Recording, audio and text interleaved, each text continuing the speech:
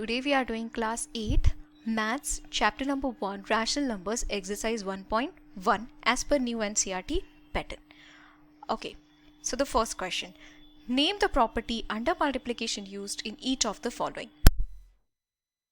जैसे first question दिया है -4/5 into 1 which is equal to 1 into -4/5 which is equal to -4/5. So what property has been used over here? It is the multiplicative identity of 1 for rational numbers. कैसे कि अगर तुम किसी भी numbers को 1 से मल्टीप्लाई कर दो आंसर तो वही रहता है, राइट? तो यहाँ पे -4/5 इंटू 1 को मल्टीप्लाई कर दो, आंसर कितना आने वाला है? -4/5 ही आएगा, राइट? और यहाँ पे अगर तुम 1 को -4/5 के साथ मल्टीप्लाई कर दो answer will still remain -4/5.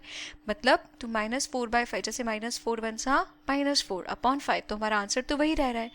1 times -4 upon 5 answer तो -4/5 ही रहा.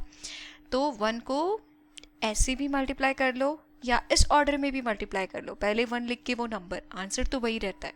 और इसे हम कहते हैं multiplicative identity of 1 for rational number. मतलब किसी भी नंबर को 1 के साथ मल्टीप्लाई करने के बाद किसी भी ऑर्डर में कर लो, चाहे 1 को बाद में लिख लो 1 को पहले लिख लो उस नंबर के, पर आंसर जो है वो वही आंसर जो क्वेश्चन में पूछा था, वही क्वेश्चन वाला जो नंबर है -4/5 वही हमारा आंसर होता है when we multiply that particular number with 1. और इस प्रॉपर्टी को हम कहते हैं multiplicative identity of 1 for rational numbers. अगर पहली वाली वीडियो रिवाइज नहीं की है तो एक बार रिवाइज कर लो, that will help you lot to identify the correct property. यहाँ पे सेकंड क्वेश्चन है -13/17 इंटू -2/7. अब सेकंड वाले में वही नंबर्स लिखे हैं, सिर्फ ऑर्डर बदल दिए है. मतलब जैसे ये a टाइम्स b था तो यहाँ पे b टाइम्स a लिख दिया है, बट आंसर तो वही रहेगा. The product doesn't change. मतलब यहाँ पे -13/17 को a बोलो इंटू -2/7 को b बोलो, तो यहाँ पे -2/7 बोली तो b पहले लिखा है इंटू -13/17. इस प्रॉपर्टी से जो भी आंसर निकलता है, मतलब -13/17 टाइम्स -2/7. सो यहाँ पे न्यूमरेटर अगर मल्टीप्लाई करते हैं -13 टाइम्स -2 या फिर -2 times -13, the answer is still so इस वाली प्रॉपर्टी को यहाँ पे तुम डिनोमिनेटर भी चेक कर लो, 7 टाइम्स 7 बोलो या 7 टाइम्स 17 बोलो, आंसर तो वही आने वाला है. तो ये जो प्रॉपर्टी है इस प्रॉपर्टी को हम कहते हैं कम्यूटेटिव प्रॉपर्टी. इस प्रॉपर्टी का नाम क्या है? Commutative property. अब नेक्स्ट वाला जो है यहाँ पे -19/29 इंटू 29/-19. क्या ऑब्जर्व किया? यहाँ पे -19 जो था वो न्यूमरेटर में था, यहाँ पे वो डिनोमिनेटर में था. यहाँ पे वही 29 मल्टीप्लाई करके इस साइड पे डिनोमिनेटर में लिख लिया और ये जो -19 था वो न्यूमरेटर में लिख लिया. फ़र्क क्या है? What is the difference? यहाँ पे ये -19/29 को इन्वर्ट कर दिया, मतलब उल्टा कर दिया है. 29 ऊपर लिख दिया, -19 नीचे लिख दिया. बोले तो न्यूमरेटर जो था वो डिनोमिनेटर बन गया और डिनोमिनेटर जो था वो यहाँ पे न्यूमरेटर बन गया, मतलब अपोजिट हो गया और मल्टीप्लाई हो रहा है. तो ये वाले प्रॉपर्टी से जो आंसर निकलेगा वो होता है 1.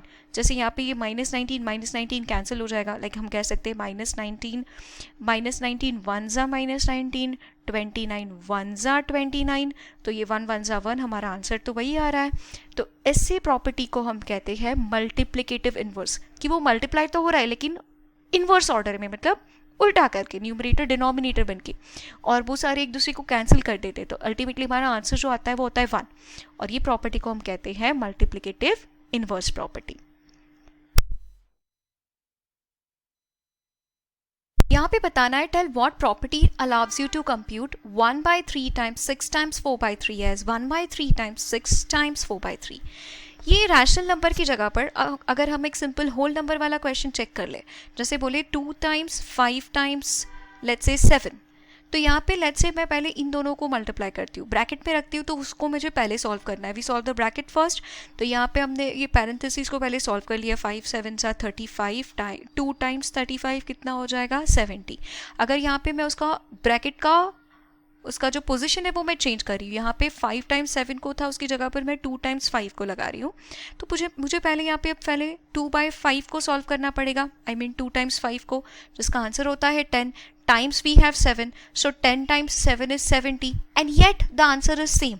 सो दैट मीन्स कि अगर तुम ये ब्रैकेट्स की पोजीशन पहले 6 टाइम्स 4/3 को सॉल्व करके फिर इसके आंसर से तुम 1/3 को सॉल्व करो, मल्टीप्लाई करो, या फिर 1/3 टाइम्स 6 का जो आंसर आएगा उस आंसर से तुम 4/3 को मल्टीप्लाई करो, yet the answer is going to be same. और इस प्रॉपर्टी को हम कहते हैं प्रॉपर्टी ऑफ एसोसिएटिविटी। फिर नेक्स्ट जो है वो है product of two rational numbers is always a rational number. Example लेके चेक कर लो। लेट्स से हमने ले लिया 1 टाइम्स 2 और 1 टाइम्स 4, तो रैशनल नंबर्स ले लिए। इसको सॉल्व करके देखते हैं, आंसर आता है 1 1 ज़ा 1 और 4 2 ज़ा 8, 1/8 it is a still rational number. तो ये एक फैक्ट है कि the product of two rational numbers is always a rational number. And that brings us to the end of the exercise, and I hope you understood it well. All right, thank you for watching.